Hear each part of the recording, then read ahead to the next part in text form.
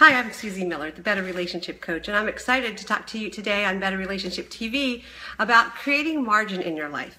My husband and I just got home from the beach, and we do have the luxury of going. All of our kiddos are grown. But I was thinking about the times that we were there with our kids when the whole beach trip was about their activities, what we're going to do, what's next.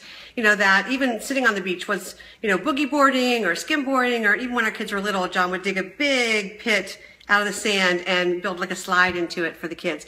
And so even though we were on vacation as a family, I remember coming back and saying to one of my girlfriends, I'm tired from our vacation, because we went during the day, we played with the kids, we would take turns and read a little bit, but then we would go at night to putt-putt or the arcade or all these different things, even just making dinner. It's not like off time for moms or dads. One of the things that we learned to do early on in our marriage was create some margin. There's two or three ways to do it. I'm going to give you two. The first one is to take the time to say to your kids, and I'm going to assume they're old enough now that you can have adult time without needing them to be like with them 24/7. If they're little kids, gosh, take turns taking a nap so you get some time, so you have some energy in the evening, and once they go to bed, you get a little bit of you time and him time, and just connect. And sometimes connecting can be talking about stuff, but sometimes it can be just snuggling on the sofa and watching a movie because you're exhausted, but it'll feel like you time. If you're with your kids from the moment you get up to the moment they go to bed and you have no time for the two of you, you don't have that margin and that connection, and it's really easy to lose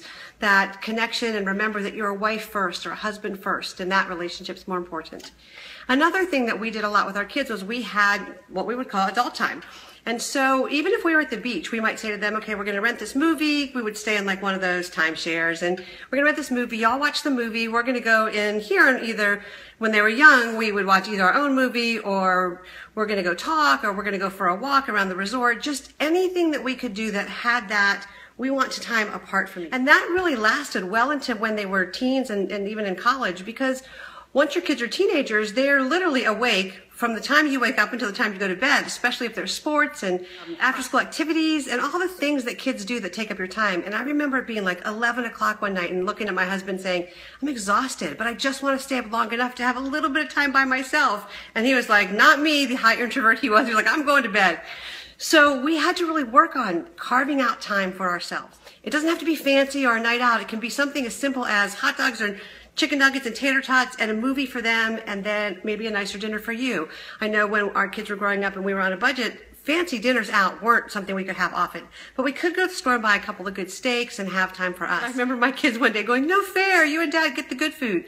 And I remember looking at them saying, this is Dad's and my date nighting. And so parents, don't feel badly that you're having things or enjoying things that your kids aren't getting. It's okay.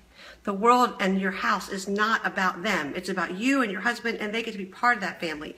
I'm a big fan of child-engaged homes, but not child-centric homes. So take the time for you and your husband to have some time together. Be creative, do a puzzle, play a game, have a conversation, go for a walk. When our kids were teens, we had very little alone time. And so we'd leave them to do the dishes after dinner, and we would just take a walk. And it was a nice time for us to connect, to hold hands.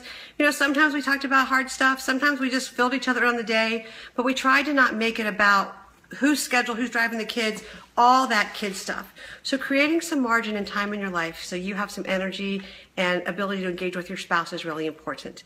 If you've got great ideas about how to do that, feel free to post them in the comments, because we all can learn from each other. And I'll see you next week on Better Relationship TV.